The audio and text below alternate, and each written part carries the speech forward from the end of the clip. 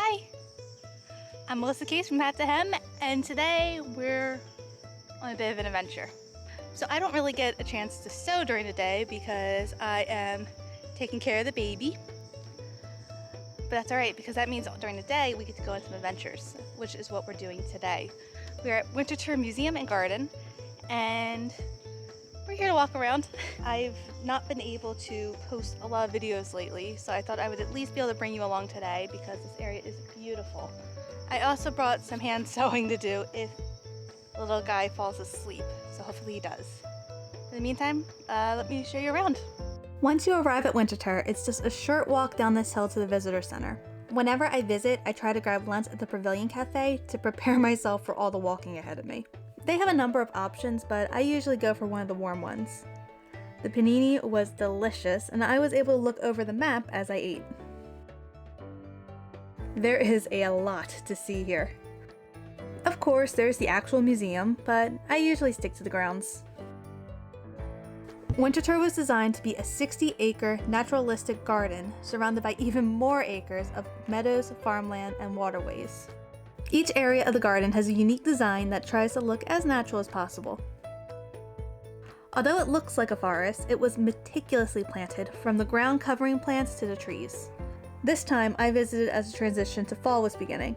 The garden is designed so there is always something in bloom. I've been here in every season and there has always been beauty to be seen.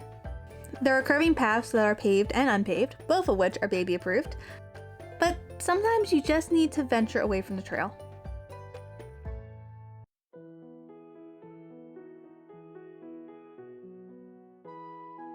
So right over there is a Folly, and the purpose of that is it's a structure that is supposed to help draw people out into different areas of the garden that they might not visit otherwise. And they're all different, so if you're ever at Winterthur, try and see how many you can spot. By the way, this video is not sponsored by Winterthur. I just was visiting and thought I'd bring you along. I just really like this place. I think we're currently around this area. And then down here is where we started out. Despite all the walking, there's always a place to sit nearby. Alright, so when I announced I was coming here, I offered to do a little bit of a Q&A in case anybody had questions. And one of the questions I got was, why are you going to Winterthur? As I said earlier, this is just one of my favorite places. I think it's very beautiful and peaceful here. And there's some sentimental value too. The first time I came here was either 2014 or 2015. It was when the Downton Abbey costumes were on display, and I fell in love with the garden. The museum itself is nice, but I fell in love with the garden. And I was walking around and I was just taking it all in, and I had a Ted Mosby moment from How I Met Your Mother. There's a point in the show where Ted looks around him and he thinks, one day I'm coming back with you, meaning his future wife. Well, I was looking around the garden and I had a moment like that. And a few years later, I did come back with Evan, and he also fell in love with the area, and we keep coming back. This is actually the baby's third time here because we enjoy coming here so often. And it's nice that now I get to share this with my husband and my son. Once I visited here with my mom, and I don't want to say we got lost, but we did pass that sundial 3 times. One of my favorite places to visit is the Enchanted Woods, which is the children's area of the garden. It's a charming area that I love as an adult, and I can't wait for my son to explore it someday. I just want to take this time to say I really appreciate that everyone has been patient with me over the last couple weeks, especially since I was unable to post. I know a lot of my content this year has been filler, but I have a video that I think you're going to like coming up next, so hopefully you'll be patient with me just a little bit longer.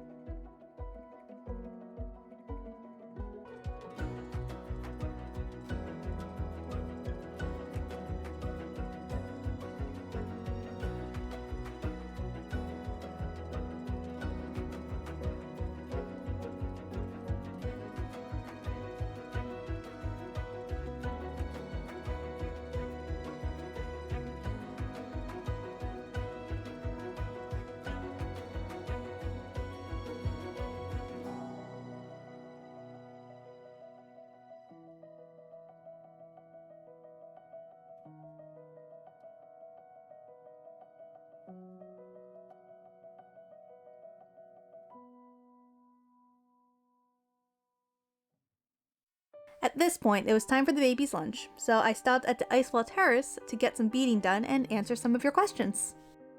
I had someone ask me about my plans for 2022. So, I have a couple of dreams. I don't know if they're gonna work, but I would love to do a little bit more half-scale work. I have this idea of half-scale heroines, maybe? I would take either a movie costume or a book description, and I would try and make that into a half-scale garment. I have so many projects in my head that this feels like a good compromise to actually get some of them done. It costs less than doing a full-scale item, and I care more about construction than actually wearing the item, so it feels like a good compromise. Plus, then if I ever want to make it full-scale, I already have a pretty good idea of how it's going to work.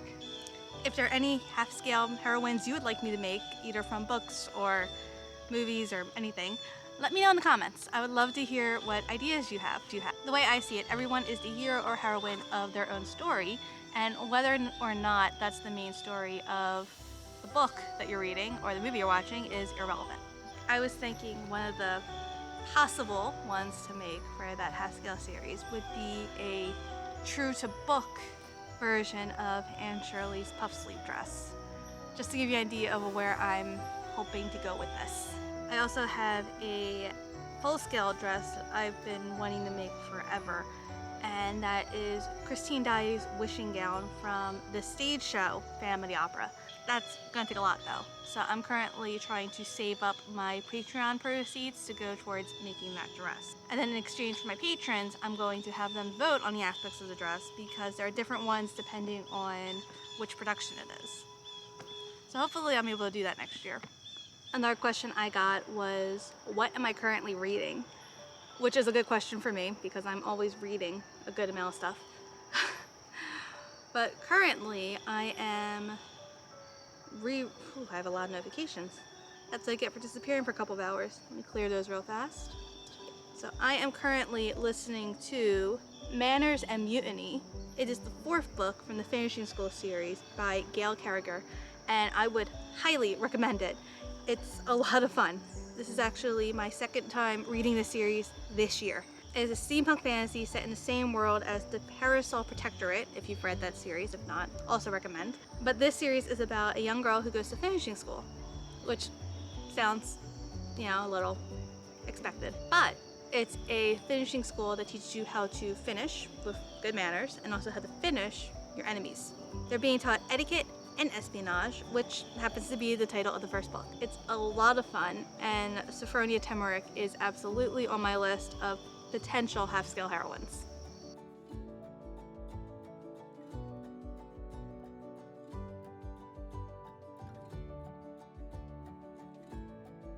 I am currently beading part of this overskirt for my current commission. I am making a Sabella dress from A Gentleman's Guide to Love and Murder. I've made this dress once before, and I swore I would never make it again because of how much work went into it. But yeah, I still ended up saying yes. I didn't say yes to the other commission request that was not long after I finished making that dress. I kind of said no, never again, but I guess never say never. After this, I'm going to be working on our Halloween costumes. Mine is going to be made from scratch. Evan's is going to involve painting pre-existing items, and I just bought the babies because no, some things aren't worth making, especially if he's only wearing it once. Some things are not worth the stress. As for what we're being, do I want to give it away right away? I don't know. I bet you can guess. We could do like a Blue's Clues kind of thing. What involves a blue bow tie, a straw boater, and a parasol? Leave your guesses below. You're probably gonna be right. One question that I actually get, fairly often, is any advice for starting out? Just do it. I know it doesn't sound like good advice, or at least interesting advice, but I think that you spend more time getting stuck in your own head about how something might be difficult, that it prevents you from actually trying things. And I think trying things is how you make discoveries of what you're capable of. As you know, I am self-taught. I started out with a needle and thread and my best. Not too long after I first started sewing like that, I got my first sewing machine. I had no idea how to use it, but I tried, and I just kept trying. We're living in a really good period to try things. That's a good way of wording it, right? But anyway, I mean, I was able to Google everything, like how to thread this machine. What does it mean when my thread's doing this weird thing? How to worry about tension and all that good stuff. And it was easier that way. I was kind of just doing it on my own. I didn't have anybody else to see the mistakes I was making. I was just practicing and trying and accepting that if something didn't go right, it's because I was new to this and I was just doing my best. And sometimes that's all you can do. And in my experience, once you actually try something, it ends up not being quite as hard as you expected.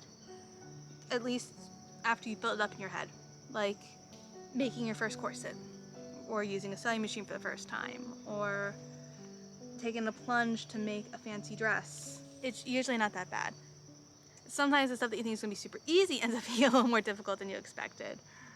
But you probably won't have to worry about that if you're just starting out. Especially if you keep it to slightly simpler projects.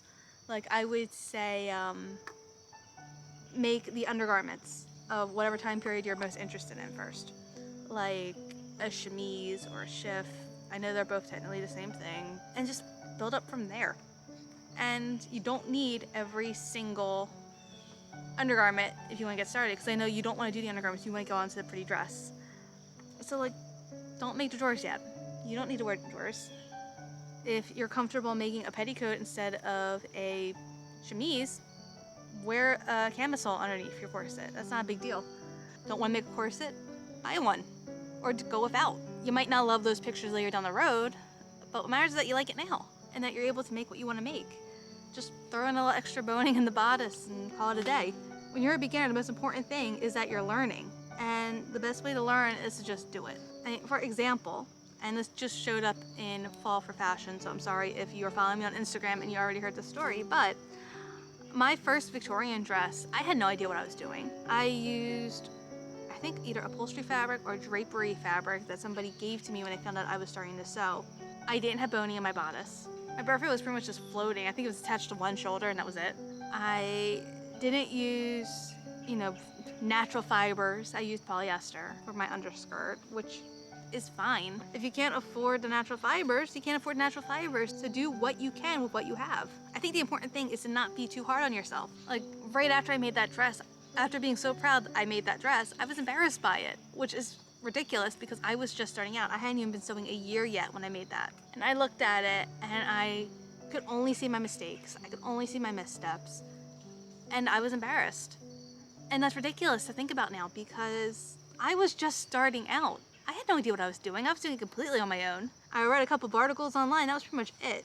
And you know what? Now I'm back to being very proud of that dress. Now instead of looking at the wrinkles in the back, I look at how well it fit me in the front and on the sides, which is incredible, especially because I didn't know what I was doing and I was doing it by myself, so no fitting partner or anything like that. Like I look at the beading that I did and I think, wow, I actually took a chance and put in that effort. I look at the lace and the trims and I'm proud that I was that ambitious. I really hadn't made that many dresses before then and none of them were historical. So I think I did all right. I think it's very easy for us to judge ourselves by what we know now versus what we knew when we made something. And I think that just makes you upset in the long run. I think you should be happier if you consider, wow, I did a lot with what I had and what I knew. So I guess my advice for anyone just starting out is to do your best, just try it, and be proud of what you accomplish. And you know what? I think that advice goes for people who are starting out with costuming and also starting out making videos. I'm using a camera now, but the first time I started making videos, I just used my phone. And I did that for well over a year, probably actually over 2 years. I just bought this camera like mid-2020. My first tripod was pretty much a roll of fabric in a trash can with one of the little tabletop tripods stuck in it. So like, yeah, you can say that it takes a lot to make these videos. That's expensive, and it is. But if you're looking to get started and you're not looking to put too much into it financially, which you shouldn't when you're first starting, but just get an idea what you're doing first. There are ways of doing it a little bit more inexpensively, like using your phone, not getting the fancy equipment, natural lighting if you can instead of, you know, fancy lighting. Natural lighting is gonna look just as good, trust me.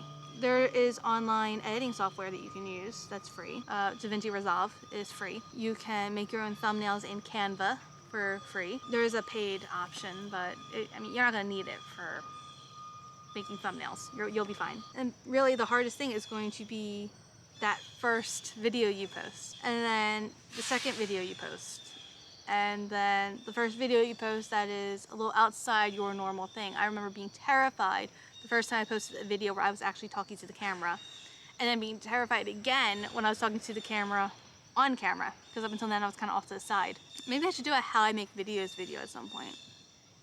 But like any skill, it's only going to get better if you practice. And the only way you can practice is if you start. I'm worried that got a little rambly. Alright, so this one might have to be the last question I answer because little man over there is almost done eating. But I had somebody ask me, what is my favorite book? My favorite book is A Tree Grows in Brooklyn by Betty Smith. I feel like every time I read that book, I appreciate my life a little bit more, and I appreciate everything around me a little bit more because she writes in such rich detail, and she doesn't necessarily romanticize the situation the Nolans are in, but the way she describes the neighborhood and the neighbors is just so beautiful to me, even if it's not a beautiful situation. And I think that there is some power in finding beauty in the mundane. That's not a very good job of telling what the book's about, though. The book is about a little girl growing up in Brooklyn. I believe it's around the turn of the century. It is because, it takes place in the early 1900s, 1910s, because I believe World War I breaks out during the book. The first section is just a day in her life, and her neighborhood, her neighbors, all that good stuff. And then after that, it talks about her parents, how they met, what their families were like, and then it continues onward until I think Francie is 18 by the end. She might be 16. I haven't reread the book in a couple years, but I have reread it multiple times. And her mother in particular is just amazing to read about. It describes the women in Francie's family, including Francie, and it says they were all slender, frail creatures with wondering eyes and soft, fluttery voices, but they were made out of thin, invisible steel. And I like that quote. So yeah, if you get a chance, check out that book. I forgot to mention this with the Finishing School series, but if you get a chance, listen to it on audiobook because the narrator, Moira Quirk, is amazing. She does such a good job, and I listen to the books at 1.4, 1.5 speed, and it really makes the dialogue just crisper, and it's a lot of fun. Also, as my husband discovered recently, Moira Quirk was Mo on Guts. So I don't know if there's anybody in there who's in my generation who might be interested in that, but that was a really fun discovery for us.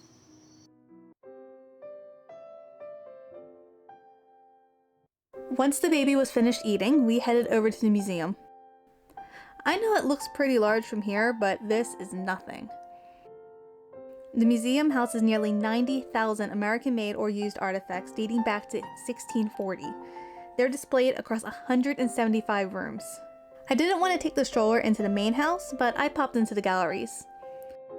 The first exhibition was called Outside In, Nature-Inspired Design at Winterthur. It focused on how Henry Francis DuPont transitioned from collecting items in the garden to gathering objects of beauty for his collection.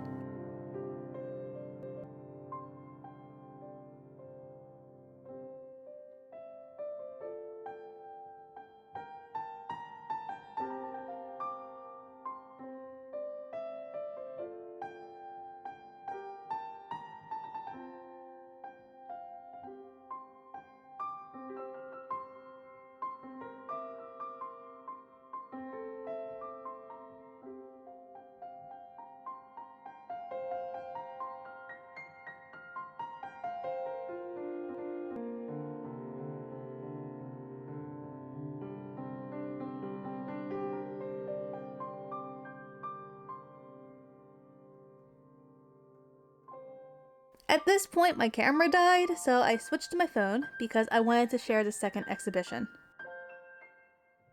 Bearing Witness explored items from the collection that I had seen in the past, but through a new lens.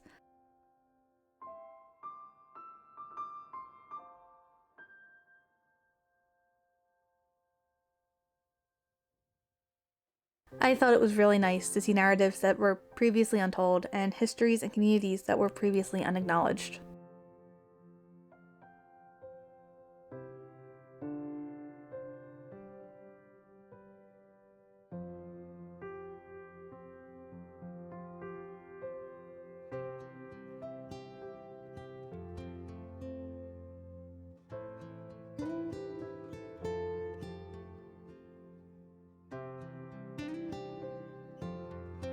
Lastly, we spent time looking at furniture where we can compare the changes across the decades.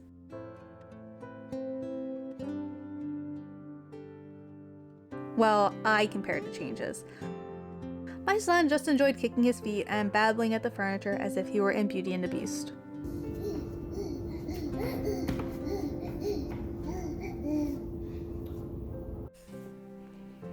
At this point, it was time to head home.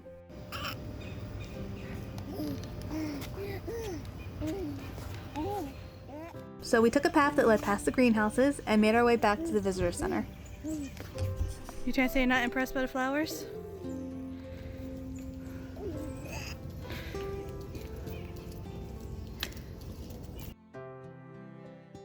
So my camera died. I did not think I would take that much footage today. I thought it would be a bit shorter, but here we are. I talk a lot. I hope you enjoyed this little glimpse of Winterthur, and I hope you also liked a little preview of my plans. I hope you liked my answers to the Q&A, and I will see you next time. Bye! I can't wave. I'm holding onto a stroller on a hill. Why did I stop here? Worst part about Winterthur: having to get the stroller up this giant hill on the way out. I know, I feel the same way, buddy.